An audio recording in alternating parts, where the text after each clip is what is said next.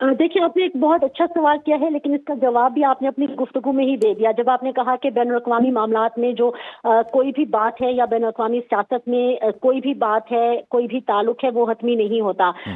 मुख्तलिफ ममालिक अपने अपने इंटरेस्ट को देखकर, अपने अपने इंटरेस्ट को लेकर आगे चल रहे होते हैं, और यकीनी तौर पर यही तरीक़ेकार हर मुल्क का भी होना चाहिए। तो इस वक्त तो जी हम ये देख रहे हैं कि पाकिस्तान और ईरान के जो आपस के ताल्लुकात हैं वो अल्हम्दुलिल्लाह अपने अरूज पर शायद पहुंचे हुए हैं। दोनों मुमालिक एक दूसरे को समझ चुके हैं, और अगर कहीं हमने माजी में देखा कि ईरान की जानिब से अगर किसी और मुल्क की जानिब झुकाव देखा भी गया तो यकीनी तौर पर अब ईरान को ये समझ आ गई होगी कि कौन उसका दोस्त है, कौन उसका बिल्कुल, अब ये दुश्मन वाज़ेह है। हो चुका है कि इस सारे मामले में कौन सही दोस्त है और कौन दुश्मन है। गजाला साथ ही मौजूद रहिएगा। साबिक सफ़ीर नाइला चौहान साहिबा ने हमें ज्वाइन किया, उनका तज्ज़िया लेंगे सारी सूरत हाल पे। नाइला साहिबा, बहुत शुक्रिया आपके वक्त का। इस वक्त एक तारीखी मनाजिर हैं सुनो न्यूज़ अपने नाजरीन तक पहुँचा रहा है नूर खान एयर बेस के, जब ईरानी सदर मसूद पज़ेश्कियां एक रोज़ा दौरा कर रहे हैं पाकिस्तान का। तो इस सारी सूरत हाल के तनाजुर में इस दौरे को आप कैसे देखती हैं, कितनी अहमियत का हामिल है, और क्या कोई ब्रेक थ्रू करीब मुस्तकबिल में आप देख सकती हैं कि हो रहा है? जी, बहुत शुक्रिया मुझे अपने प्रोग्राम में मदऊ करने का। ये एक बहुत अहम विजिट है। आप देखिए कि टॉक्स के बाद ये इनका पहला विजिट है अपने मुल्क से बाहर, तो इसका एक ख़ास मैसेजिंग भी है, डोमेस्टिकली भी और इंटरनेशनली भी। जो अभी बात कर रहे थे आप, हमारे बायलैटरल रिलेशंस वैसे तो बहुत कवी हैं। जब पाकिस्तान आज़ाद हुआ था तो सबसे पहला मुल्क जिसने पाकिस्तान को रिकग्निशन दी थी वो ईरान था। तो उस वक्त से हमारे बड़े बरादराना रवाबित रहे हैं। फिर हम आरसीटी का भी हिस्सा रहे, फिर उसके बाद हम ईसीओ का भी हिस्सा रहे।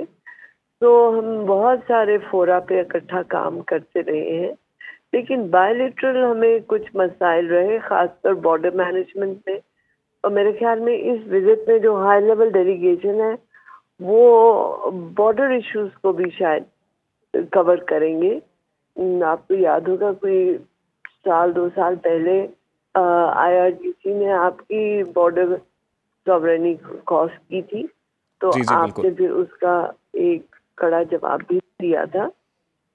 उसके बाद फिर ये सिलसिला नहीं हुआ, लेकिन बरादराना जहाँ रवाबित हो वहाँ पे फिर आपको एक म्यूचुअल ट्रस्ट, रिस्पेक्ट और understanding of each others sensibilities जो है वो बड़ा ज़रूरी होता है।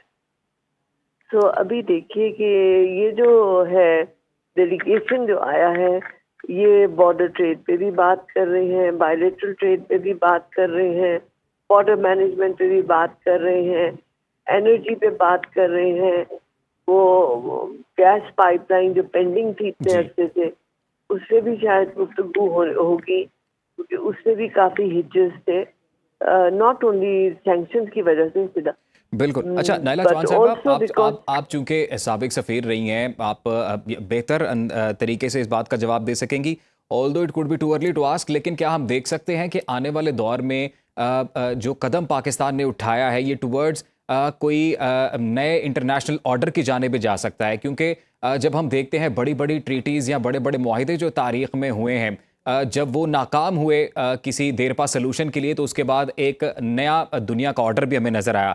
तो कहा यह जा रहा था कि ये जो अभी कॉन्फ्लिक्ट है ईरान अमेरिका इसराइल का, ये कोई तीसरी वर्ल्ड वॉर की जानिब भी लेके जा सकता था। पाकिस्तान ने बड़ा अहम किरदार अदा किया, तो इसके बाद दुनिया बदलती हुई नजर आएगी, कोई नए वर्ल्ड ऑर्डर्स बनते हुए नजर आएंगे? देखिए, ये बहुत अहम आपका सवाल है, और बहुत से मैं इंटरनेशनल रिलेशंस का स्टूडेंट हूँ, प्रैक्टिशनर भी हूँ। आई डू बिलीव कि ये जो जंग थी इजराइल और अमेरिका की ईरान के खिलाफ, this has been a game changer, और इसमें बड़ी मिथ बस्टिंग हुई है। इसमें आप देखिए कि Israel is the biggest loser.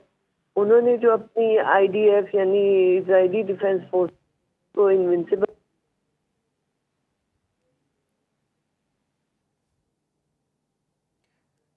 Ji, Naila Chauhan साहिबा से राब्ता बहाल करने की।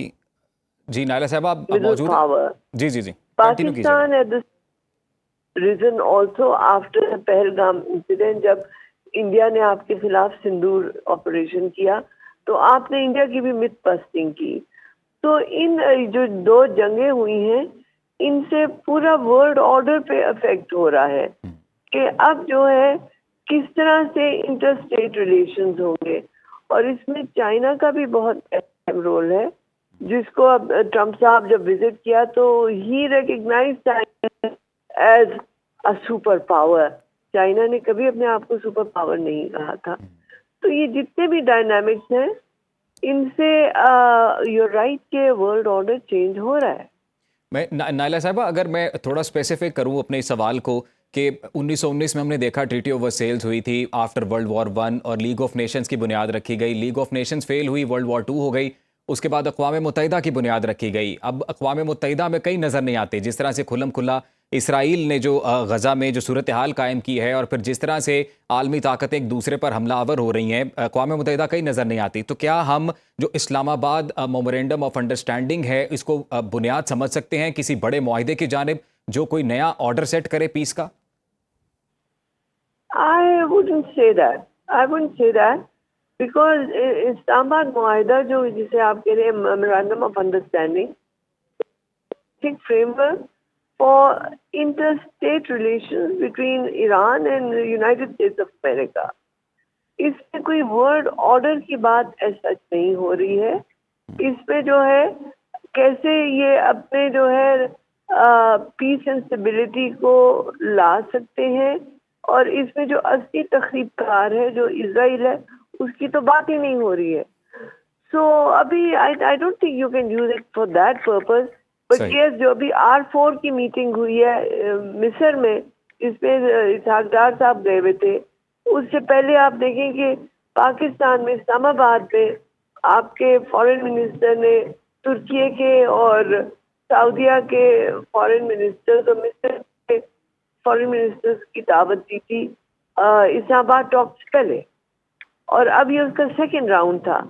تو اس کو آپ کہہ سکتے ہیں کہ وہ ایک نیا کوڈ بن رہا ہے یا وہ کیا الائنس بن رہا ہے اس کو میں کہہ سکتی ہوں. بٹ آئی ووڈنٹ سے کہ Islamabad memorandum of understanding would be like charter of UN, of course not. اچھا نائلہ صاحبہ ابھی I don't know even the board of peace کو نہیں وہ بنا پا رہے.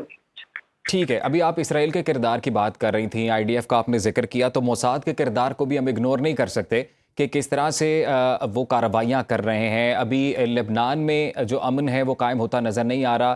اسرائیل کا یہ کہنا بالکل واضح طور پر سامنے ہے کہ وہ جو صدرن لبنان ہے وہاں سے اپنی جو فوجیں ہیں وہ نہیں نکالیں گے. ابھی جو حالیہ ڈیولپمنٹ ہے, موساد کی ڈائریکٹر کو چینج کر دیا گیا ہے, نئی اپوائنٹمنٹ وہاں پر ہوئی ہے, اور انہوں نے آتے ہی جو بیان دیا ان کا ابتدائی مقصد ایران میں رجیم کی تبدیلی ہے, اور وہ اب بھی کہتے ہیں کہ یہ متوقع ہے. تو آپ کو کیا لگتا ہے آنے والی صورتحال کتنی چیلنجنگ ہوگی ابھی؟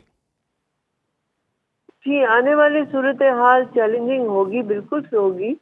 اس میں ہم نے دیکھنا ہے کہ کس طرح سے, because like you said Israel is violating the cease fire جو کہ وائٹ ہاؤس میں پریزیڈنٹ ٹرمپ نے لیبنیز پرائم منسٹر اور اسرائیلی کے درمیان کرائی تھی.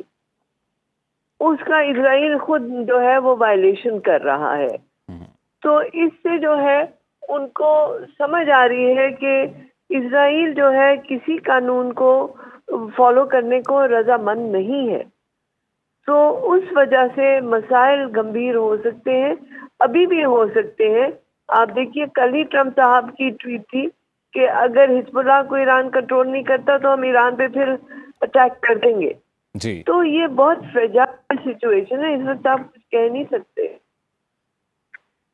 ابھی فریجائل سچویشن ہے. جی بالکل. بریگیڈیئر ریٹائرڈ بابر علاؤدین صاحب نے ہمیں جوائن کیا ہے, ان کا تجزیہ لیں گے. بابر صاحب بہت شکریہ آپ کے وقت کا. سر آپ کس طرح سے دیکھ رہے ہیں ان تاریخی مناظر کو کہ ایک امن معاہدہ ہونے جا رہا ہے, غالباً کوشش پوری ہے, اور ابھی تک اسلام آباد میمورینڈم آف انڈرسٹینڈنگ سائن ہوا ہے, ابھی ایرانی صدر دورہ کر رہے ہیں پاکستان کا, کیا کہیں گے آپ؟ جی بڑی اچھی ڈیولپمنٹس ہیں, تاریخی ڈیولپمنٹس ہیں اور بڑی positive developments over all Pakistan کے لیے اور مسلم امہ کے لیے بھی, خطے کے لیے بھی, دنیا کے امن کے لیے بھی. اور سب سے خوشی کی بات ہے کہ ان تمام ڈیولپمنٹس میں پاکستان جو ہے وہ سب سے آگے ہے.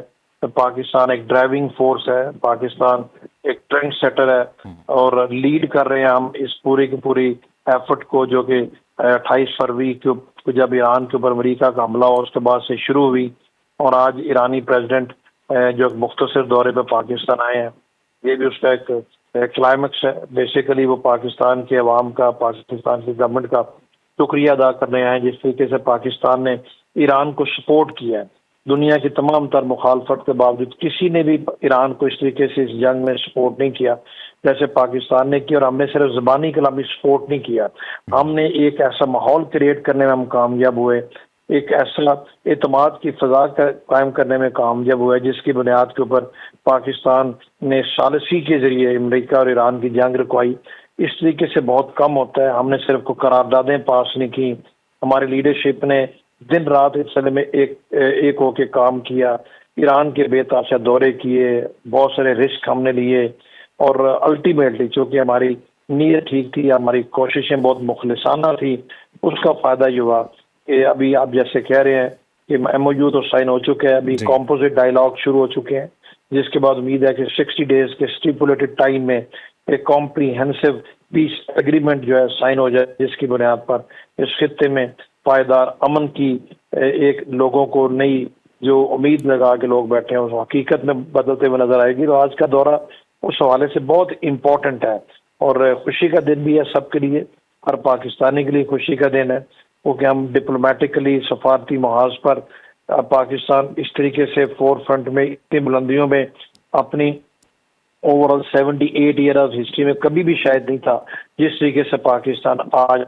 تو میں تو یہ کہوں گا کہ اس پہ خوشی بھی منانی چاہیے، اللہ کا شکر بھی ادا کرنا چاہیے، اور اپریشیٹ ہم سب کو کرنا چاہیے، اپنی پولیٹیکل لیڈرشپ کو، ملٹری لیڈرشپ کو، آرمی چیف کو، پرائم منسٹر کو، کہ جس طریقے سے انہوں نے اپنے ملک کی عزت میں اضافہ کیا ہے اپنی کوششوں سے، نیک نیتی سے، اور یہ اس سے ایک چیز ثابت ہوتی ہے جب سنسیئرٹی آف پرپز ہو، جب آپ کی نیت ٹھیک ہو، آپ دل سے کام کریں تو کوئی کام بھی مشکل نہیں ہوتا۔